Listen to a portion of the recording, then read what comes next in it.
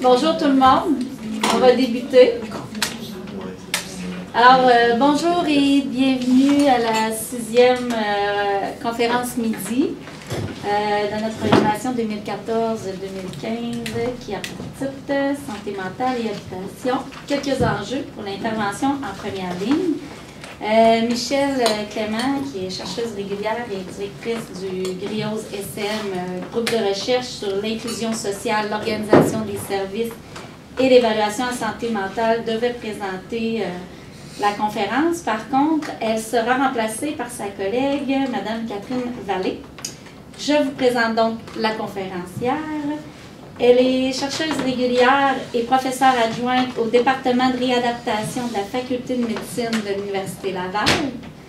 Madame Vallée a complété un baccalauréat en ergothérapie à l'Université de Montréal, une maîtrise en counseling de réadaptation psychiatrique à Boston University, un doctorat en sciences biomédicales de l'Université de Montréal et un stage postdoctoral en santé publique à l'Université de Montréal.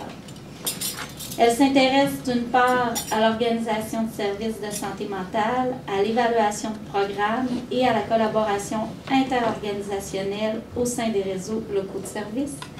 D'autre part, Mme Vallée s'intéresse aux liens qui existent entre la participation sociale et le rétablissement et les pratiques de réadaptation psychosociale en santé mentale, particulièrement ce qui a trait au logement, au travail et à la participation décisionnelle.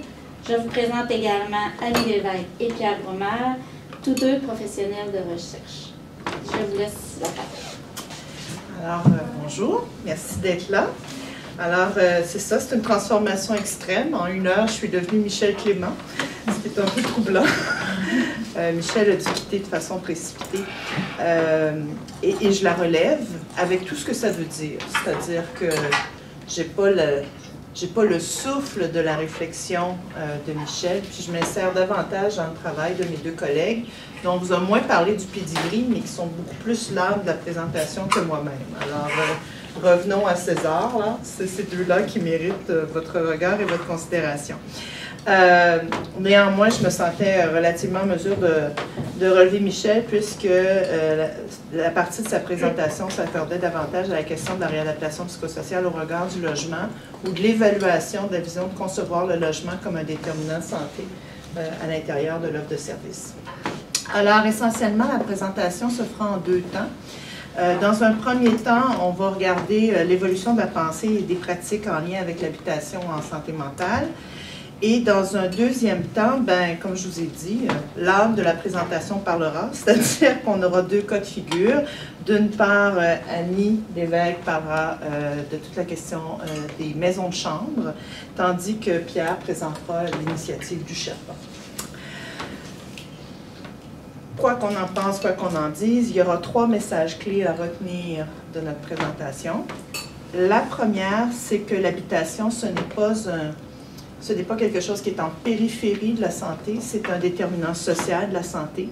La question du logement est souvent en amont des problèmes de santé. Donc, plutôt de considérer les services strictement au regard de le logement comme un lieu ou comme un milieu où on peut intervenir, il faut le considérer comme un déterminant social, c'est-à-dire que des questions de précarité, d'absence de logement, de pauvreté, les conditions d'existence sont des marqueurs importants en termes de déterminants de santé. L'autre élément, c'est que l'habitation n'est pas, encore une fois, un lieu où on fait des services, mais une partie prenante des services de première ligne. On doit de plus en plus considérer que l'habitation ou le secteur de l'habitation est un partenaire à part entière quand on considère les enjeux de santé publique et de santé populationnelle. Le troisième aspect, c'est qu'il faut développer des interventions intersectorielles si on veut intervenir auprès des clientèles vulnérables. Et quand on dit intervention intersectorielle, ce n'est pas strictement d'avoir des liens avec les autres secteurs, mais une concertation réelle et une mise en œuvre intégrée des services. Alors, ma première partie, essentiellement, comme je vous ai dit, c'était peut-être plus l'évolution de la pensée au regard du logement et de l'habitation. Puis, la perspective que a choisi Michel pour le faire, c'est de regarder l'évolution du regard qu'on a jeté sur l'habitation à travers les différentes politiques de santé mentale et comment notre regard sur ce secteur d'activité a pu changer au cours des années. C'est sûr que entre les politiques et la manière avec laquelle c'est appliqué dans les pratiques, il peut y avoir un certain décalage, mais on va quand même regarder l'état de l'évolution de la pensée au regard de l'habitation.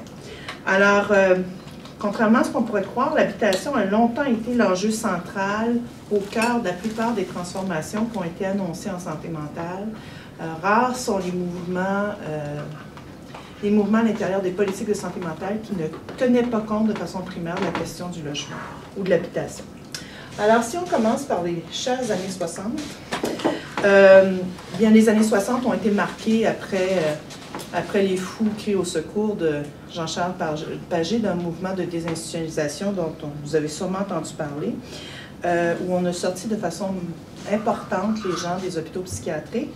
Mais ce faisant, on a préconisé une forme d'habitation mitoyenne, des familles d'accueil, des pavillons plus petits, des milieux de soins à l'échelle plus humaine, mais qui étaient quand même en communauté.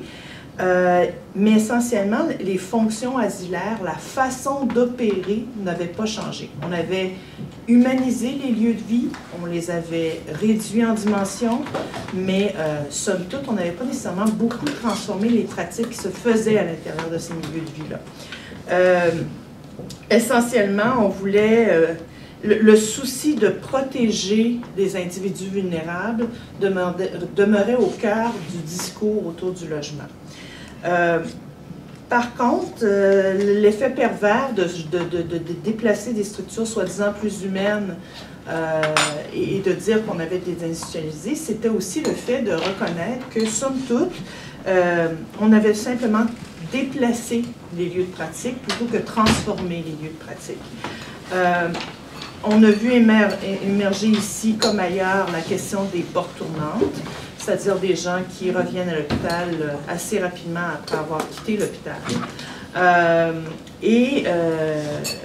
Plus le temps avançait, plus il y avait des gens qui tombaient dans les mailles du filet et qui, somme toute, se retrouvaient en situation de rupture sociale, voire même d'itinérance.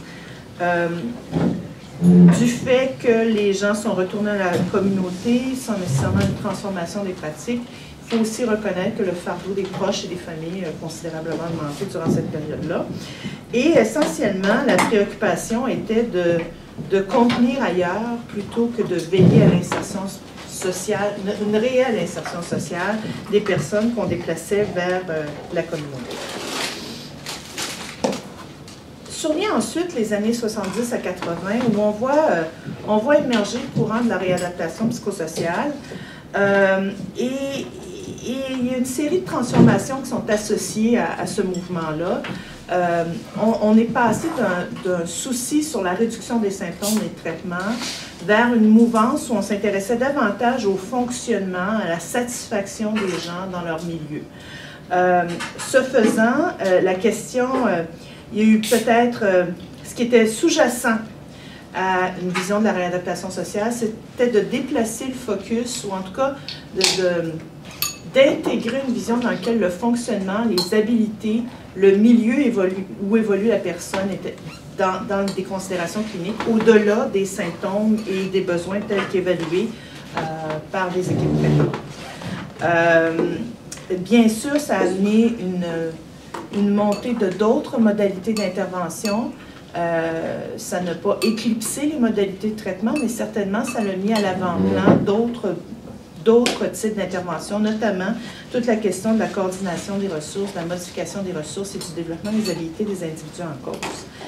Et clairement, le monde de la réadaptation psychosociale a pris ses racines, ou en tout cas, il y avait une volonté de faire écho à ce qu'on faisait en réadaptation physique, c'est-à-dire de ne pas simplement stabiliser les gens, mais l'état clinique des gens, je veux dire, mais de voir avec eux comment ils pourraient mieux fonctionner. Il y avait beaucoup de pendants à ce que nous faisons pour les gens aux prises avec des lésions médulaires ou un traumatisme crânien. Le faisons-nous aussi en santé mentale? Est-ce que cette portion-là du continuum de soins existe? Il y avait aussi toute la question de la montée de l'humanisme et des thérapies centrées sur le client, voire même dirigées par le client. Il y avait aussi toute la montée du courant psychoéducatif et une volonté de veiller au développement des personnes au-delà de leur symptomologie. Donc, tout ça, dans ce courant-là, c'est sûr que la vision du logement et de l'habitation s'est quelque peu transformée. On a commencé à penser à des milieux de vie, mais des milieux de vie qui n'étaient pas strictement des milieux de soins, mais un milieu où on veut vivre, un milieu qui vale la peine d'y vivre. Et par conséquent, la question n'était plus de trouver des lieux duquel les gens pourraient passer de l'hôpital à la communauté, mais de penser à quels seraient les milieux qui seraient le moins restrictifs pour eux, le plus comparable à leurs préférences, et avec un certain accent à développer les habiletés à transiger avec la vie quotidienne. Dans les hôpitaux, dans les institutions psychiatriques, on a remarqué aussi une montée de bâtir des unités qui seraient dans lesquelles on chercherait à reconstruire un environnement qui ressemblerait davantage à un milieu de vie qu'à un hôpital. Alors, il y avait aussi une transformation des lieux physiques à l'intérieur des hôpitaux, mais on a commencé à avoir des objectifs qui étaient liés à la poursuite d'activités de la vie quotidienne ou de la vie domestique. De même, on a aussi, et on l'a remarqué aussi aux États-Unis à la même période, là, on parle du Québec, mais la réalité, c'est que c'est un mouvement passablement américain, dans le sens de les Amériques. On a remarqué que de faire des lieux où on a commencé à développer des gammes de services résidentiels. Alors, pensons par exemple aux États-Unis quand on parlait des halfway house, des quarterway house, alors des modalités dans lesquelles le degré de supervision et d'encadrement était variable, le degré aussi où les gens étaient libres de développer un chez-soi, un espace qui était le leur, qui n'était pas celui des intervenants, était variable. Et ce qui a conduit vraiment à la construction d'une gamme à l'intérieur duquel l'individu transige d'étape en étape. Alors, il passe d'un milieu, par exemple, mitoyen entre l'hôpital et l'appartement, pour un appartement où il y a vraiment moins de services, ou un appartement qui serait supervisé, ou un appartement où il y aurait du soutien à la demande, pour un jour avoir son appartement. Puis c'était vraiment fait comme un escalier à l'époque. Parallèlement à ça, on remarque qu'en 89, dans la première politique de santé mentale, c'est la première fois que le mot logement apparaîtra. On ne parlera pas que de milieu de vie, on ne parlera pas que d'habitation. La question d'avoir un logis, un lieu qui est le sien, va apparaître pour la première fois dans les politiques. De même, c'est aussi un moment où on voit une montée des organisations communautaires pour développer du soutien à la vie autonome au-delà des continuums de soins, au-delà de cette gamme, cette variété d'encadrement résidentiel. Notamment, dans le cas du Québec, au sein du réseau des organismes alternatifs en santé mentale. Et la volonté ici était de comment pouvons-nous soutenir les gens dans leur projet de vivre de façon autonome dans des appartements. Dans un tout autre domaine qui était parallèle à la santé, la Fédération des OSBL a commencé aussi à réfléchir à une offre de service en logement social. Le logement social étant ici, d'une part, un financement public des installations de logement, notamment, pensons par exemple au HLM, mais également qui demandait une part d'investissement des personnes qui y résident. Et l'administration comme telle du système était prise en charge par des organismes communautaires ou par la société civile. Alors, à partir de ce moment-là, on voit vraiment émerger deux mouvements parallèles. D'une part, le réseau public en santé qui a une approche beaucoup plus professionnelle dans laquelle les besoins des personnes sont évalués, puis on assigne selon le bon niveau de supervision requis à l'intérieur d'une gamme de services qui est souvent affiliée à un hôpital ou un institut de soins, que ce soit des ressources intermédiaires, qu'on qualifierait maintenant d'intermédiaires, ou des ressources de type familial. Mais l'idée ici était qu'il y avait une certaine forme de professionnalisation de comment on allait répondre aux besoins de logement des personnes. Tandis que le réseau communautaire, lui, se voulait avoir une approche plus communautaire, justement, où on voulait davantage développer des services à partir des choix et des préférences des individus, plutôt qu'à partir de leur degré de supervision requis, par exemple. En 1997, on voit apparaître les orientations ministérielles en santé mentale qui prônaient une transformation des services à l'époque, qui voulaient s'inscrire dans la mouvance de la politique de santé mentale, mais qui voulaient aussi, il y avait une espèce de constat à l'effet que les ressources étaient très attachées aux institutions de soins et très peu à la santé mentale au sein de la communauté. Alors, il y avait quand même un certain rééquilibrage des ressources qui voulait être fait, c'est-à-dire que les agents des hôpitaux sont investis dans des initiatives plus communautaires, plus centrées sur le travail, le logement ou d'autres besoins. Et ce faisant, il y avait quand même un certain nombre de principes qui touchent le logement qui ont été énoncés au sein de ces orientations-là, notamment le fait que la personne devait pouvoir exercer des choix, pas un choix moche entre deux affaires moches, mais des vrais choix. Donc, qu'on puisse considérer leurs préférences, qu'il y a une gamme de possibilités intéressantes et dont vous et moi nous voudrions dans notre vie. Qu'on s'intéresse davantage à déplacer les ressources autour des besoins des personnes à partir de leurs préférences, plutôt que de définir que puisque vous avez tel besoin, voici l'adresse civique où vous vivrez.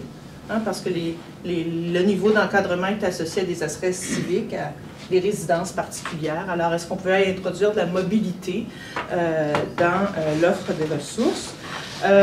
D'autre part, il y avait toute la question aussi d'accéder au logement, d'améliorer les conditions d'existence des personnes. C'était la première fois où ça devenait partie prenante de la politique et que c'était nommé comme tel. Et c'est aussi un document de politique de santé qui considérait de façon manifeste en santé mentale pour la première fois la question de l'intégration sociale, notamment dans le secteur des études, de l'emploi et du logement. Et l'idée ici, ça énonçait quand même un changement de paradigme important, c'est-à-dire qu'on n'était plus seulement dans traiter ou se préoccuper de la santé, mais se préoccuper aussi des rôles sociaux que pouvait exercer une personne dans sa communauté. Et ce faisant, ça ne concernait plus que les acteurs en santé. Si je m'intéresse à l'intégration des personnes en emploi, aux études ou au logement, ça veut dire que, comme quelque part, il faut que ces différents secteurs-là commencent à se parler pour produire des réponses intégrées. Alors, ceux qui étaient de l'époque ont sûrement vu ce joli petit graphique qui était entre autres dans les politiques ministérielles de... c'est marqué des années 2000, mais en fait, ça date des années 90. Mais là, la question de l'intersectorialité, notamment au niveau du logement, se transforme. On n'est plus dans... Il y a plusieurs secteurs qui peuvent offrir des services à l'individu et on est dans une question de mailler l'individu au bon endroit. On est vraiment dans... Pouvons-nous mettre la personne au centre et produire des réponses intégrées en dépit du fait que nous provenons de différents secteurs, ce qui amenait davantage une vision individualisée, puis une exigence d'être plus que coordonnée, mais voire même intégrée. On pourrait questionner la question, est-ce qu'on s'est vraiment rendu là? Depuis lors, toutes les politiques de santé mentale ont précisé des enjeux comme l'accès aux revenus, avoir des meilleures conditions de sécurité de revenus, l'accès à l'éducation, l'accès au logement, l'accès au travail, toujours énoncé comme un principe, pas toujours suivi par des mesures structurantes par contre. Toujours présents, mais pas nécessairement bien appuyés dans leur mise en œuvre sur le terrain. Ce faisant, le discours au plan des politiques devient clairement orienté sur le logement autonome. Bien qu'il y ait eu une volonté dans les années 2000 d'encadrer des pratiques qui peuvent exister dans certaines ressources intermédiaires, justement, pour assurer un minimum de qualité à des populations dites vulnérables. Le discours s'est vraiment orienté vers la question du logement. Et c'est venu de plusieurs fronts. C'est venu d'une part dans la mouvance des politiques jusque-là, mais aussi d'un certain activiste, des personnes utilisatrices qui disaient on veut un logement comme vous et nous, on veut des conditions d'existence qui valent la peine d'être vécues. On ne veut pas nécessairement être obligé de vivre à telle adresse pour avoir les services dont on a besoin.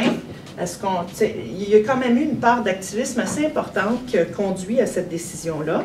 Et en fait, le logement était le véhicule suprême de la citoyenneté. On veut vivre, on ne veut pas être strictement dans la communauté, on veut être un citoyen au même titre que tout le monde, qui vit en appartement et qui a accès à des appartements dignes de son nom.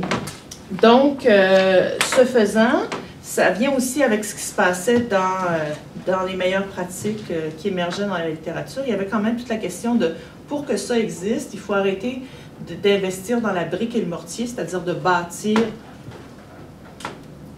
un bloc appartement XYZ avec tant d'unités de logement. Il va falloir commencer à penser à comment on donne du soutien, peu importe là où vivent les gens.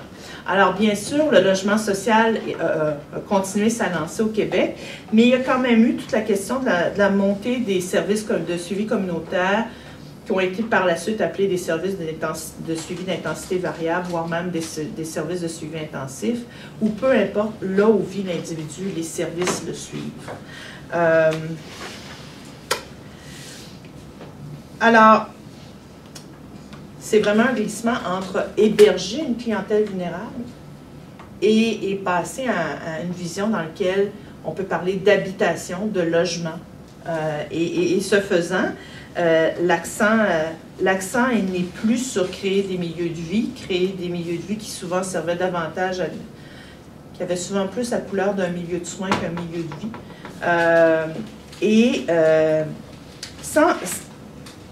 De maintenir l'idée d'une gamme plutôt qu'un escalier. Avoir plusieurs possibilités plutôt que de faire un continuum dans lequel on passe d'une résidence avec un soutien X à une résidence avec un soutien plus léger, avec un appartement supervisé, puis un jour tu auras ton appartement à toi. Alors, on a commencé à transformer le regard sur plutôt de créer des étapes ou créer des degrés d'encadrement. Est-ce qu'on peut davantage créer une variété d'options? Ce qui, moi, me libère de ma mission d'être Michel Clément. Alors, je vais laisser la place au vrai présentateur et non pas l'imposteur. En fait, oui, c'est ça. En fait, je vais vous parler des maisons de chambre. C'est une réflexion qui est tirée d'un projet de recherche qu'on a fait en 2013-2014 qui visait à faire une étude de situation des maisons de chambre dans la ville de Québec.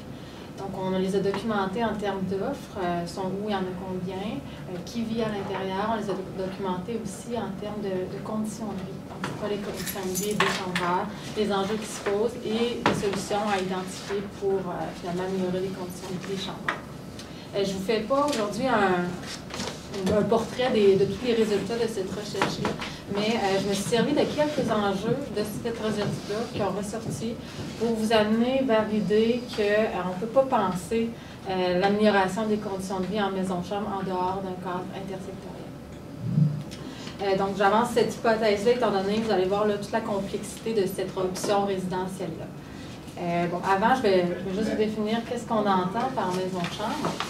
En fait, la maison de chambre, c'est vraiment en dehors du réseau institutionnel. C'est un bâtiment qui est privé, social et communautaire. Les 4 chambres n'est plus en location ou soit les locataires se partagent finalement soit la cuisine, la salle de bain ou les deux.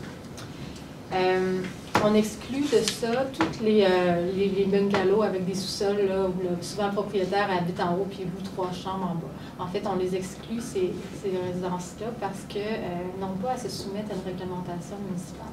Donc, n'importe quel propriétaire peut opérer sa maison de chambre sans permis s'il y a 3 chambres et moins. Et lorsqu'il a plus de 4 chambres, il doit avoir un permis qui lui autorise d'opérer sa maison de chambre. Mais encore là, Ce certificat-là dit juste, OK, monsieur, vous pouvez faire votre maison de chambre, le territoire, le zonage le permet, mais sans. Donc, on a des maisons de chambre avec pension, on en a sans pension.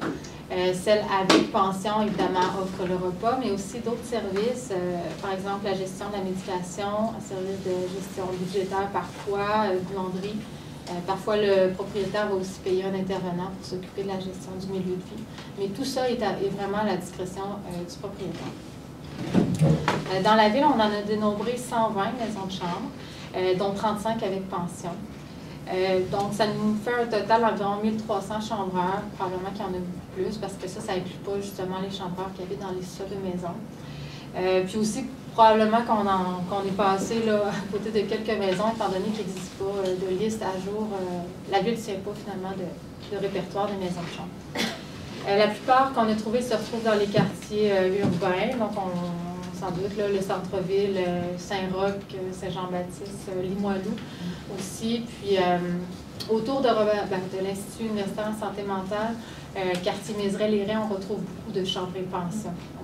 Celle-là se retrouve plus dans ce secteur-là, dans le Vieux-Limoilou aussi. Donc, quand on parle de maison de chambre, c'est essentiellement ça. Je vous disais qu'on a documenté qui habite à l'intérieur des maisons de chambre. En fait, on a ressorti quelques caractéristiques des chambreurs parce qu'on ne fait pas, en fait, pour des raisons méthodologiques, on ne fait pas poser trop de questions sur qui habitait la maison de chambre. Mais bon, essentiellement, c'est une population qui est plutôt masculine, donc de 70 à 90% sont des hommes. L'âge varie de 18 ans à 70 ans à peu près, donc de tous les âges, mais avec une forte concentration de personnes dans la cinquantaine. Et aussi avec les années, de plus en plus de jeunes qui, par exemple, quand ils sortent des centres jeunesse ou qui veulent partir de chez leurs parents et qui n'ont pas nécessairement de meubles ou d'assez d'argent pour aller en appartement, mais ils se dirigent vers les maisons de chambre. Des personnes qui, évidemment, vivent en situation économique précaire. Donc, la maison de chambre, c'est l'option la plus économique du parc locatif. Donc, c'est pas surprenant. On retrouve beaucoup de personnes qui vivent de l'aide sociale. Population aussi souvent aux prises avec des problèmes de santé mentale, déficience intellectuelle, parfois en concomitance avec des problèmes de consommation ou pas. Une population qui est parfois amenée à connaître des démêlés avec la justice, qui est aussi toujours près de l'itinérance, étant donné que bon, la chambre, c'est vu comme le dernier pas avant la rue, en même temps que c'est vu comme le premier pas quand on veut sortir de là. Donc, souvent, les gens qu'on a interrogés, les chambreurs, avaient vécu une période d'itinérance dans leur parcours là, résidentiel. Et à travers tout ça, quand même quelques travailleurs et étudiants qui, eux, vivent peut-être dans des quartiers plus près des établissements scolaires, des universités, des cégeps. Donc, les quartiers de la Haute-Ville, un peu plus, mais ce n'est pas la majorité. Là. Les travailleurs, ceux qui ont un emploi saisonnier, qui ont besoin d'un pied à terre, il y en a quelques-uns.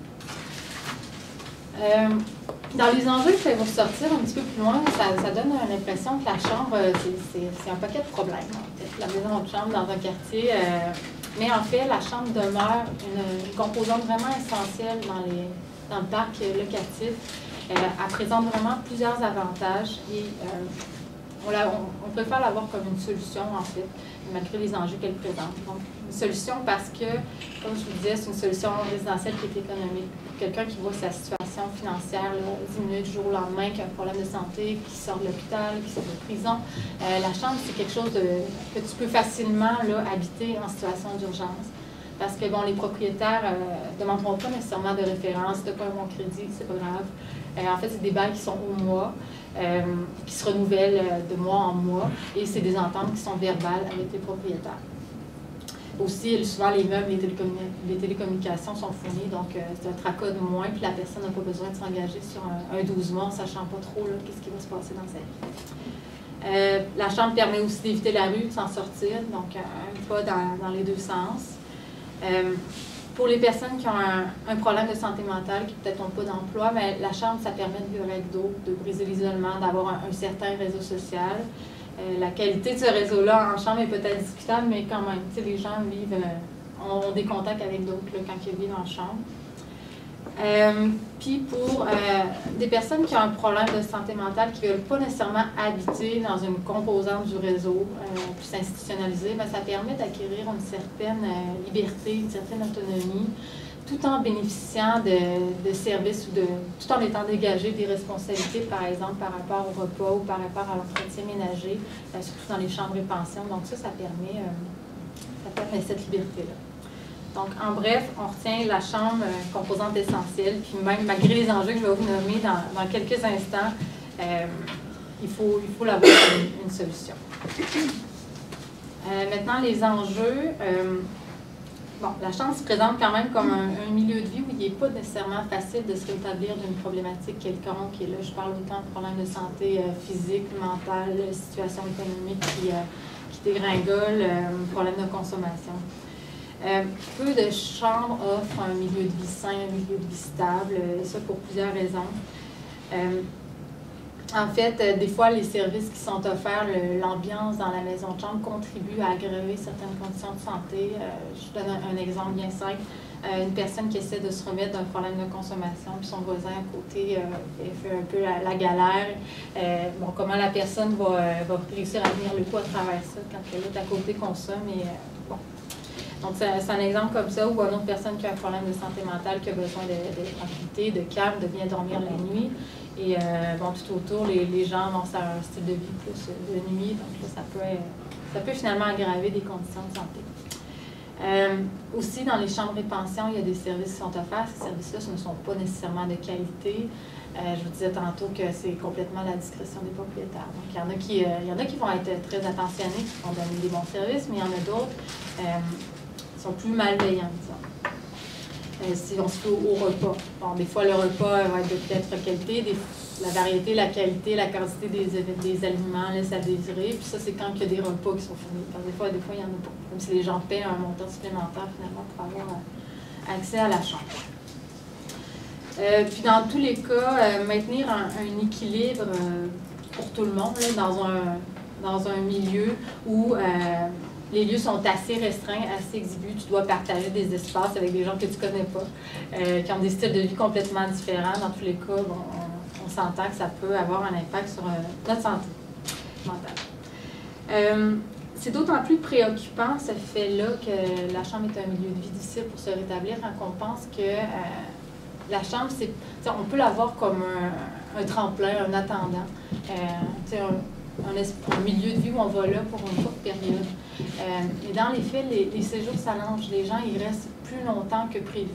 Donc, des gens nous disaient, moi, je m'en allais là pour 6 mois, je pensais que ça allait être temporaire. Finalement, ça fait 3 ans que je suis ici parce que la situation, elle ne s'améliore pas. J'arrive pas économiquement à me refaire une santé. Maintenant, par rapport aux droits primés des chambreurs, c'est sûr qu'on retrouve dans les chambres, avec le portrait que je vous ai dressé tantôt, des personnes qui sont en situation de vulnérabilité. Ils sont victimes aussi d'escroqueries de la part des propriétaires ou de la part de d'autres chambreurs. Souvent, ils ne vont pas nécessairement poser d'action aussi pour faire respecter leurs droits. Donc, leur énergie vont ailleurs, ils n'ont pas nécessairement confiance en ce que le système, la régie du logement, par exemple, peut faire pour eux. Ou ils croient qu'ils n'ont tout simplement pas de droit, étant donné qu'ils n'ont pas de bail, ce qui est faux en fait. Donc, il y a plusieurs situations qui nous ont été rapportées en regard du non-respect des lois. Par exemple, un propriétaire qui augmente le prix en plein milieu le prix du loyer, là, comme ça, de façon imprévue. Des expulsions aussi. En plein milieu du mois, des vols d'effets personnels, une espèce de régime de domination qui peut s'installer entre les chambreurs. Des choses comme ça où les droits sont vraiment brimés. Puis le plus inquiétant, la situation la plus inquiétante à cet effet, c'est que souvent, il y a des propriétaires qui vont prêter de l'argent à des chambreurs à des taux abusivement élevés. Et en fait, ils vont collecter le chèque d'aide sociale à la fin du mois et se payer eux-mêmes ce que le chambreur leur doit, et même encore plus. Ce qui fait que déjà, le chèque arrive le premier du mois, puis il est pratiquement déjà dépensé. Puis, ça entretient, ça se doute, un lien de dépendance financière du chambreur envers le propriétaire. Et souvent, cette situation-là se présente souvent chez les consommateurs de drogue. Et c'est pour consommer, il faut demander de l'argent au propriétaire. Et tout ça, la personne va rester dans ce milieu de vie malsain-là pour pouvoir consommer, puisqu'elle sait que le propriétaire va toujours lui prêter de l'argent, mais ça l'appauvrit encore plus au final. En fait, aussi, on a interrogé des intervenants dans ce projet de recherche-là qui nous ont confié plusieurs inconforts parce qu'eux sont aussi présents dans les maisons de chambre, soit qui accompagnent leur clientèle pour retrouver un logement, soit qui font du suivi psychosocial à domicile. Et en fait, sont témoins de plusieurs situations. Le principal inconfort qu'ils vivent, c'est lorsque sont contraints de référer des gens dans des milieux de vie qu'ils savent complètement inadéquats. Mais ils n'ont pas le choix parce que c'est les seules options qui se présentent à eux. Ça se présente surtout pour les clientèles qui ont des problèmes de consommation conjugués à un problème de santé mentale, qui sont brûlés de toutes les ressources finalement, ou qu'ils se voient refuser l'accès à des bonnes maisons de chambre ou des ressources d'hébergement d'urgence. Donc ces clients-là, ces personnes-là, par manque d'options, ben, on n'aura pas le choix d'aller vers la maison de chambre qu'on sait inadéquate, mais c'est ça ou la route, finalement. Fait qu'ils ont vraiment un inconfort par rapport à ça.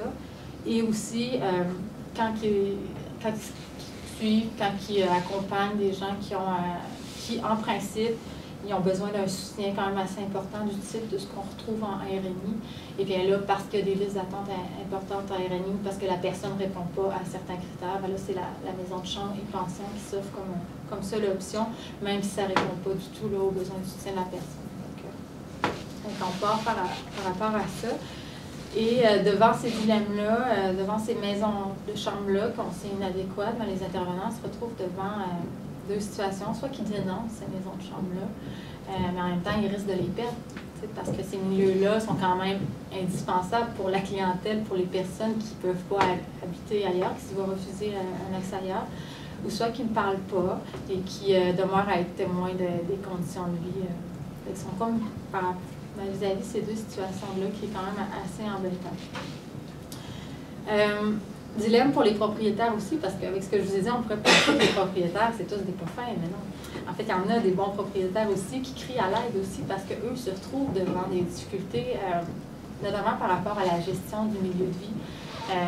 On s'entend que les propriétaires c'est pas leur rôle d'intervenir nécessairement dans la maison de chambre, mais ils se retrouvent à le faire. Parce que, bon, souvent, ils nous rapportaient qu'une fois placés, utilisaient ce mot-là, il n'est pas rare que les intervenants diminuent le soutien qu'ils apportent à la personne, puis à ce moment-là, si elle se désorganise, bien là, c'est le propriétaire qui se retrouve à devoir gérer la situation, ne peut plus faire appel nécessairement à l'intervenant, et là, ça peut mener à des expulsions de la personne, puis la personne, ça augmente son risque d'itinérance. Donc, les propriétaires aussi, là, aimeraient bien avoir un soutien supplémentaire parce qu'ils ne savent pas toujours comment gérer le milieu de vie, où ils n'ont pas nécessairement la disponibilité ni les compétences là, pour le faire. La maison de chambre demeure un milieu de vie qui est peu encadré. En fait, c'est un enjeu parce que actuellement, il y a seulement la Ville de Québec qui peut s'ingérer un petit peu dans le processus de gestion là, des maisons de chambre, mais c'est via sa réglementation municipale qui ne concerne que le bâtiment, que le zonage, où ils font du traitement de plainte au cas par cas. Donc, ce qui se passe à l'intérieur de la maison de chambre, la qualité de vie, c'est pas de leur domaine nécessairement. Ce qui fait que c'est laissé là, complètement à la discrétion du propriétaire, même chose pour les services qui sont offerts à l'intérieur de la maison de chambre.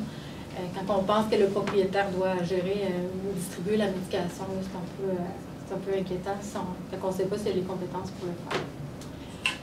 Donc, on pourrait vouloir encadrer plus la maison de chambre, mais est-ce que c'est vraiment ça qu'on veut? Parce que la maison de chambre, ça reste quand même un milieu, comme je vous dis, qui présente des avantages pour la liberté qu'elle confère. Si on l'encadre plus, si on impose plus de choses aux propriétaires, peut-être qu'on va en imposer plus aux chambreurs aussi, alors que le chambreur, visiblement, c'est la liberté qu'il aime dans cette option-là. Donc, c'est des enjeux là, qui se présentent. Donc, la série de choses que je viens de vous nommer, finalement, c'est une série d'enjeux qui ne peuvent être pensés autrement que par un cadre intersectoriel. Donc, c'est des enjeux de différents niveaux.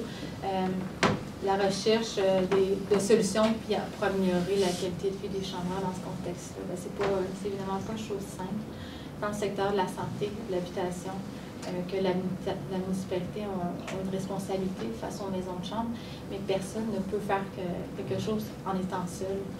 Actuellement, il y a dans dans la ville de Québec un comité comité Maison de Chambre depuis 2012 qui se réunit, donc une vingtaine d'organisations provenant du milieu public, communautaire, municipal, habitation, etc., qui ensemble reconnaissent toutes ces problématiques-là en regard de la Maison de Chambre, mais qui veulent faire quelque chose ensemble. De réunion en réunion, le défi par rapport à ce comité-là, c'est de trouver une salle assez grande pour rassembler tout le monde, parce que ça interpelle vraiment beaucoup de gens. Il y en a beaucoup qui veulent s'impliquer à ce niveau-là, mais qui ne savent pas quoi faire seuls. Donc, c'est eux qui ont commandé la recherche initialement, puis nous, on leur a remis leur rapport au mois de janvier, tout dernièrement.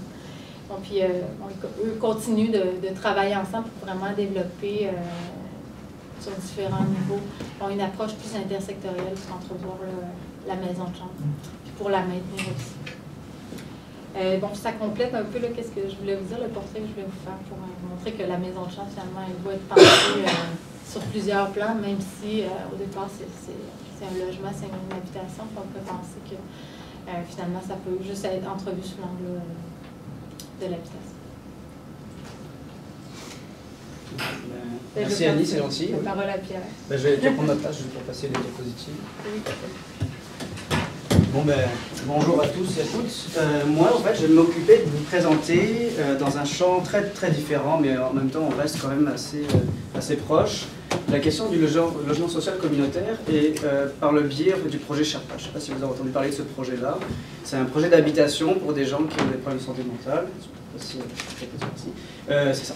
C'est donc un projet d'habitation et plus particulièrement de logement social pour des gens qui ont des problèmes de santé mentale, mais pas seulement, c'est ce qu'on va voir. Et on va voir aussi en même temps que ce pas seulement sous-entend, j'allais dire, tout un tas de dispositions qui permettent aux gens de sortir, j'allais dire, de l'ornière dans laquelle ils se trouvent quand ils se trouvent dans les services. Ils se trouvent un peu pognés dans les services, finalement, là, pour avoir comme seul interlocuteur les intervenants. Donc Sherpa, en fait, c'est un volet de service de l'organisme PECH, donc c'est le programme d'encadrement clinique et d'hébergement. Pour être plus précis, Sherpa, en fait, se trouve sur le boulevard Charret. Je ne sais pas si vous l'avez déjà vu, une grande bâtisse de plein de couleurs différentes, là, qui est à côté du boulevard Langelier, qui... non, okay. Bon, c'est cette grosse bâtisse là, merci à vous. Donc cette grosse bâtisse, en fait, ça recueille un logement une habitation de 77 logements, dans lequel il y a un centre de rétablissement de citoyenneté et en même temps les locaux de l'organisme PECH. PECH, donc, qui est un organisme communautaire en santé mentale, qui a 7 volets intégrés. Alors pourquoi intégrés? C'est parce que depuis de nombreuses années, ils font travailler ensemble des intervenants qui travaillent sur des domaines différents. Sur la crise, sur le SIV, sur la formation aussi, sur l'hébergement, etc., etc. Ils les font travailler ensemble pour être en mesure, j'allais dire, d'avoir une offre de service qui soit la plus pas linéaire, mais en tout cas qui soit la plus continue possible, pour qu'il n'y ait pas de rupture de service entre les différentes interventions que les personnes qui ont des problèmes de santé mentale pourraient requérir. Donc c'est 7 volets de services intégrés et dont le dernier en date, et d'ailleurs dont le dernier aussi, j'allais dire, du point de vue de la trajectoire qui vient d'arriver, qui est Sherpa, qui fonctionne, j'allais dire, comme l'aboutissement de ce projet-là. Donc Sherpa, en fait, profite de la même ADN que PECH, c'est-à-dire qu'il utilise une approche centrée sur les forces. C'est une approche qui a pour objectif, non pas de regarder les diagnostics ou les problèmes que vit la personne, au contraire, elle va plutôt s'intéresser à ses forces, à ses désirs, à ses rêves, pour faire ressortir de tous ces éléments-là, de toutes ces dimensions-là, on va dire, un projet de vie, une volonté personnelle de vouloir s'en sortir. Et donc, en utilisant les éléments positifs de la vie de la personne, ça nous permet d'atteindre des objectifs qu'on n'aurait peut-être pas atteints si on s'était contenté de regarder les symptômes, si on était contenté de regarder les problèmes de la personne. À côté de ça, une approche globale des besoins de la personne, donc ça c'est toujours un peu en adéquation. Et enfin, axé aussi sur le développement de la citoyenneté, ça c'est quelque chose qu'on va voir ensuite, vous allez voir qui découle complètement de tout le projet Sherpa. Donc comme je le disais tout à l'heure, Sherpa c'est un logement social moderne, puis là je fais un peu appel à ce que disait tout à l'heure Catherine à propos, j'allais dire, de la volonté dans les années 70, de proposer des logements qui ne soient pas des logements insalubres, crades, enfin, dont personne ici voudrait, là, mais au contraire de proposer des logements modernes et autrement dit luxueux, on pourrait dire, des beaux logements, donc j'ai pu y aller, j'ai pu visiter en même temps. Et puis c'est vraiment très très beau, c'est bien foutu, tout est disponible, il y a laveuse sécheuse alors qu'avant ils n'avaient pas forcément ça, les gens qui vivent dans ces logements. Il y a un grand salon, il y a une grande chambre, il y a une salle de bain indépendante, etc., etc. Enfin tout est disponible sur place. Et entre parenthèses, les gens qui ont intégré ces logements-là, eux, venaient de logements qui étaient vraiment plus difficiles que ça, qui posaient des enjeux de salubrité publique, des problèmes aussi, j'allais dire, de mésentente entre les gens. Il y avait très très peu d'intimité, enfin, pas mal d'histoires qu'on pourrait raconter sur ce qu'ils ont vécu avant d'arriver là, en se disant, mais c'est incroyable, juste le fait d'habiter dans un logement luxueux, à quel point ça peut me faire du bien à la tête. Donc, juste pour regarder ça comme fil d'Ariane, j'allais dire, de la discussion. Donc le profil de ces personnes, il y en a 3. Donc, parce que le projet, c'était justement d'avoir une identité de mixité sociale. Mixité sociale donc, qui revêt, on va dire, trois aspects.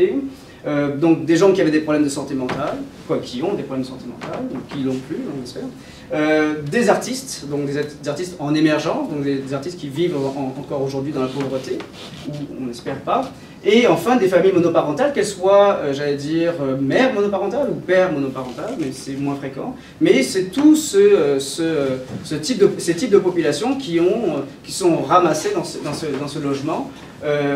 Et c'était l'interaction, la volonté, de manière sous-jacente, c'était la volonté de faire se rencontrer des gens qui ne se rencontrent pas habituellement et voir qu'est-ce que ça fait émerger. C'est un peu plus de la mixité sociale, si je prends ça dans son sens, dans le concept. Donc 77 logements, je le disais, qui a profité, pour le dire, de 2 programmes de la SHQ, de la Société d'habitation du Québec.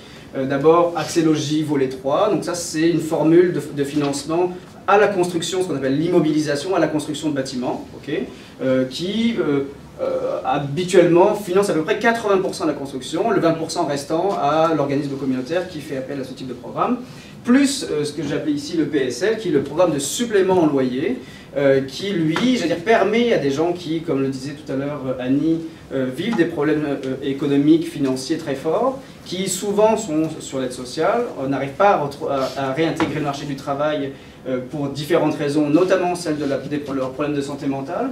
Et ce programme-là leur permet de ne payer que, on va dire, grosso modo, dans le meilleur des cas, à peu près que 25% du loyer. Donc ils ont juste à donner 25% et le 75% est payé par la SHQ. Donc à l'intérieur de cette grosse bâtisse qui est sur le boulevard Charest, donc ce logement-là social moderne, beau, ça j'insiste là-dessus parce que c'est important. Ensuite, donc, qui dispose en fait d'un centre au rez-de-chaussée, d'un centre de rétablissement et de citoyenneté. Pourquoi centre de rétablissement et de citoyenneté? Parce que l'objectif, c'est pas d'accueillir des gens qui ont des problèmes de santé mentale, mais c'est de faire en sorte de favoriser l'inclusion sociale des gens qui ont un problème de santé mentale pour que petit à petit, ils arrêtent de penser que ce sont des gens qui ont des problèmes de santé mentale. Et que, in fine, ils puissent se dire « je suis un citoyen comme n'importe qui ». Donc ça, c'est toute la différence que fait ce projet-là, enfin... c'est pas de l'innovation, on va pas aller jusque-là, mais en tout cas c'est toute la différence que fait ce projet-là, c'est justement de proposer une perspective qui sorte de l'ornière du santé, services sociaux, santé mentale, etc. etc. C'est proposer une autre perception à la personne de sa propre vie. Donc dans ce centre-là, on propose des activités, des services donc, à tous les citoyens dans une démarche d'éducation populaire. Et là, ce qui est un peu, j'allais dire, ce qui change à ce qui se fait habituellement, en tout cas à Québec, c'est qu'on fait de l'éducation populaire dans une démarche de changement social, de transformation sociale.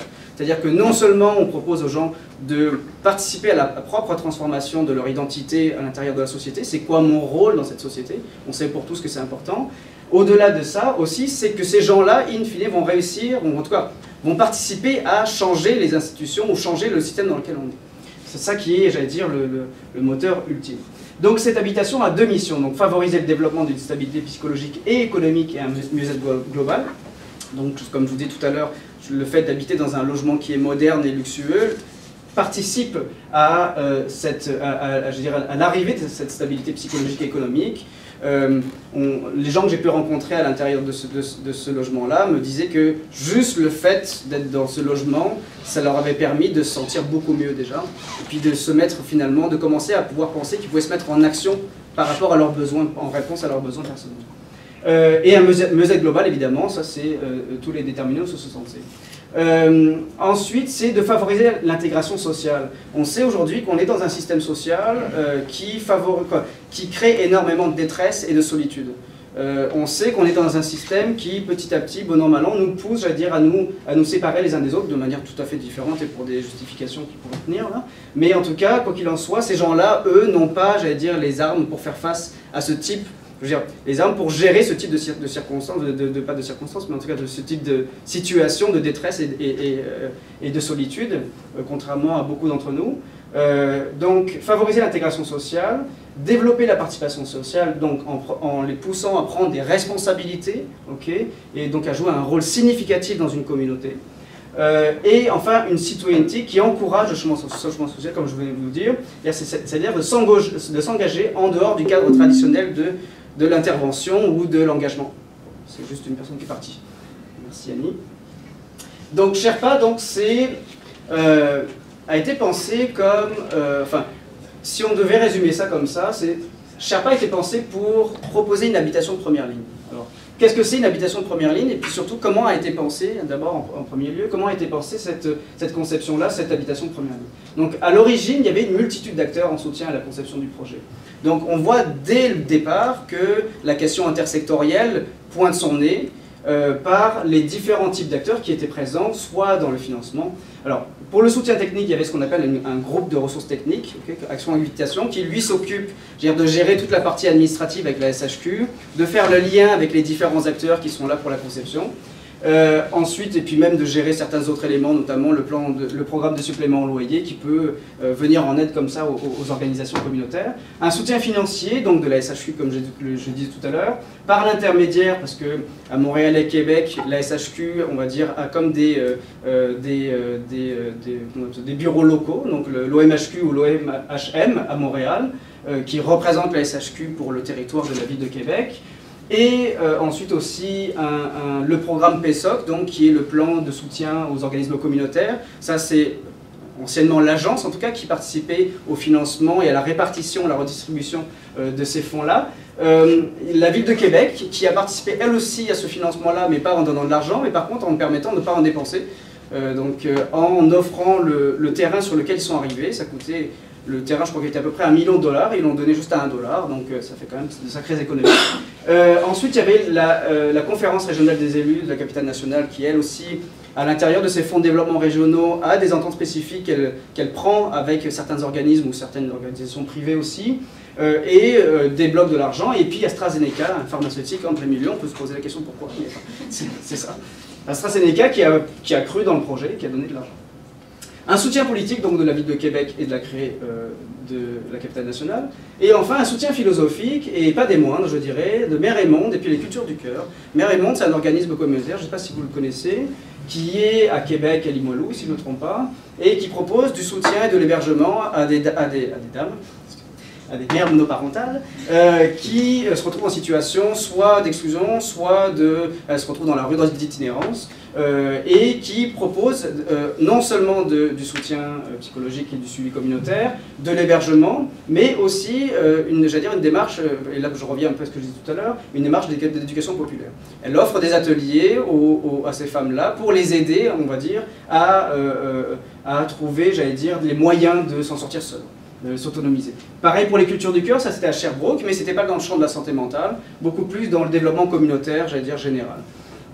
Donc une formule d'habitation avec soutien pensée pour s'intégrer dans la communauté, comme je disais tout à l'heure par rapport à la mixité sociale et son ouverture vers l'extérieur, avec l'aide de la communauté. Donc on va dire que historiquement, 3 acteurs ont participé à la mise en place et puis au cheminement du projet. C'est l'AGIR, donc c'est l'Alliance des groupes d'intervention sur... C'est ça ? Des groupes d'intervention sur établissement, c'est ça, oui. Et le Centre Louis Joliette qui ont, il y a quelques années de ça, pris une entente entre eux pour être en mesure de... Le Centre Louis Joliette, je vous le dis, c'est du centre de formation pour adultes. Okay. Donc ils se sont mis ensemble, l'AGIR a négocié avec le Centre Louis Joliette et le ministère de l'Éducation pour proposer une formule de formation aux gens qui venaient dans les organismes communautaires. Ça permettait d'abord à l'organisme de pouvoir embaucher des professeurs sans payer la totalité du salaire, donc d'un point de vue, j'allais dire, de la charge financière, ça la faisait baisser.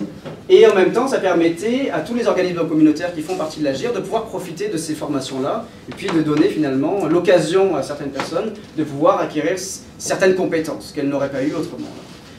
Foliculture sur le secteur de l'art, qui historiquement, je dirais, est très lié à pêche et puis aux gens qui ont conçu pêche. Donc, comme ça s'appelle, foliculture, donc là on est vraiment dans l'art et santé mentale. Et enfin, croissance travail, qui fait partie de l'AGIR elle aussi, et qui, elle, on va dire, axe sa mission sur, on va dire, pas l'employabilité des gens qui ont un problème de santé mentale, mais la réintégration sociale par le développement des compétences personnelles. Donc c'est comme ça, les organismes qui ont participé le plus à l'intégration finalement du projet Sherpa dans la communauté, tout en sachant d'ailleurs que ces trois organismes-là sont quand même parmi les plus gros organismes en santé mentale de Québec. Et donc, merci. Et donc le projet c'était de rapprocher les acteurs et surtout de déjouer les effets de silo qu'on voit malheureusement trop souvent en fait revenir inlassablement malgré les volontés de concertation intersectorielle qui peuvent avoir lieu dans certains projets. Donc le projet Sherpa, c'était de développer un réflexe de collaboration entre les acteurs de la première ligne. Donc sous deux formes. La première forme, c'était plus l'animation et l'intervention. Donc à l'interne, qui se fait en collaboration, on va dire, entre les différents, comme je disais tout à l'heure, par rapport à l'intégration des services de pêche et de Sherpa, entre les différents acteurs internes, comme les intervenants de pêche ou le directeur artistique, par exemple, de Sherpa, et aussi externe dans l'élaboration, on va dire, de coordination de projets, comme la fête des voisins, comme les rallyes zombies. Enfin, il y a une quantité d'activités qui ont eu lieu, je veux dire, en Basse-Ville, juste à côté de Sherpa, qui avaient eux aussi pour objectif, j'allais dire, de susciter, on va dire, une émulation entre les différents organismes de Saint-Roch pour faire en sorte de créer quelque chose comme une dynamique qui se suffit à elle-même et qui n'a pas besoin ni du réseau ni du secteur privé pour émerger. Là. Donc c'était vraiment on fait démarrer les choses à la base.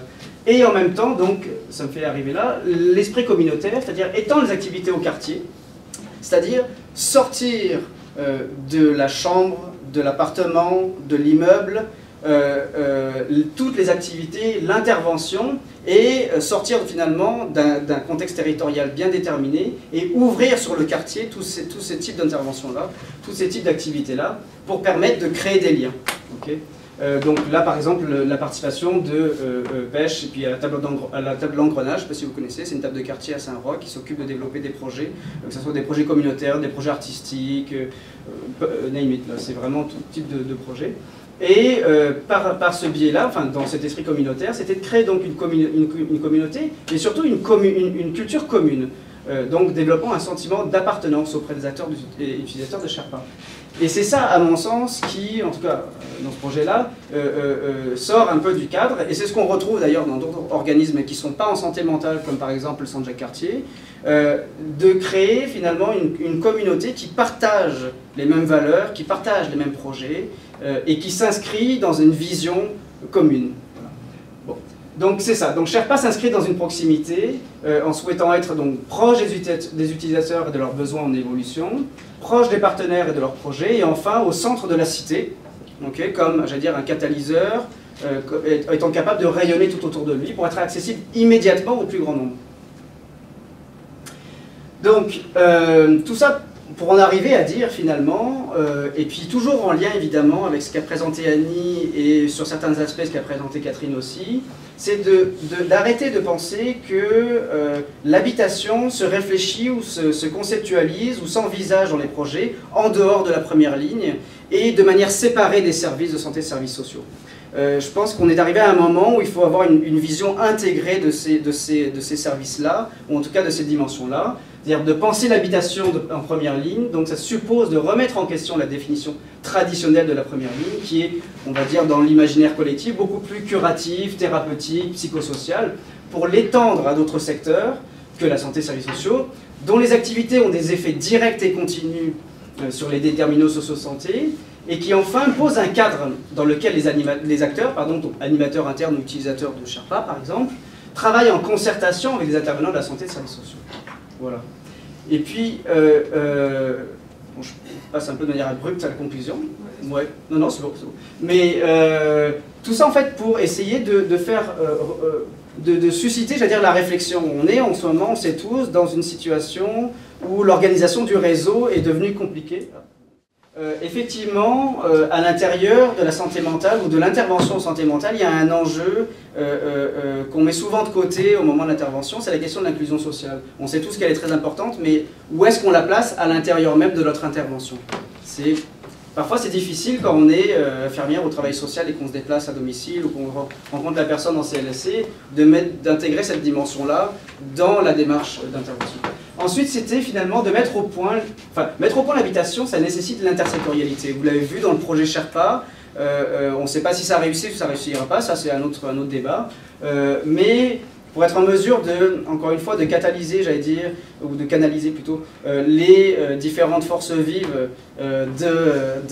du communautaire à Québec, il faut être en mesure justement de créer des liens, de créer des ponts entre les différents organismes. Organismes, ça peut être organismes communautaires comme les organisations du réseau, là, évidemment. Hein. Mais souvent, les organisations du réseau sont moins enclines, malheureusement, enfin, ce serait un autre débat aussi. L'habitation comme point de départ donc, de l'organisation de la vie en société et donc influence les déterminants sociaux de santé, c'est un peu ce qu'on a dit pendant ces dernières heures. Et enfin, peut-être de garder comme questionnement pour chacun de nous que l'accès au logement devrait être pensé comme un droit fondamental pour chaque citoyen et citoyenne. En France, il existe un droit qui est rentré dans la Constitution qui s'appelle le droit inaliénable au logement. C'est-à-dire qu'on ne peut pas vous empêcher, on ne peut pas vous exclure d'un logement, et on peut encore moins vous empêcher de louer un logement. Alors évidemment, après, sur la question juridique, c'est différent, c'est-à-dire qu'on ne peut pas attaquer en justice à chaque fois qu'on se fait refouler, là. Mais l'idée, elle est là. L'idée, c'est que, au lieu de la penser comme quelque chose de différent du cheminement de la personne dans son rétablissement, il faut l'intégrer dans ce cheminement-là, en reconnaissant ce droit-là. Voilà, merci.